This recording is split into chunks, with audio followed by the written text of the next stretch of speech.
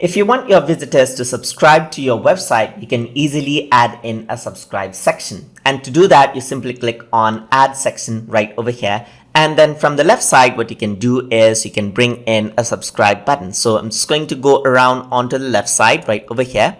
And over here, you can see that there's subscribe. So let me just click on it and click on the section right over here.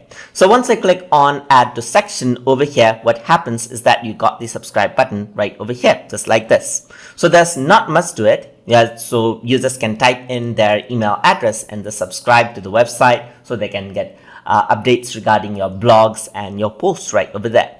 So now if I were to go to design, you can choose different type of subscribe button layouts right over here, or change the color according to what you like. So you can make it dark or you can make it bright, as you can see right over here.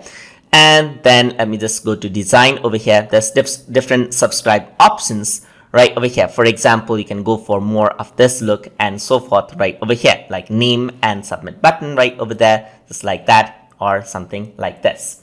So if you were to preview this, the users will be able to write their name and subscribe to your website just like that. So they'll be able to simply type in their name right over here, just like that, and type in their email address right over here, and then subscribe to your website.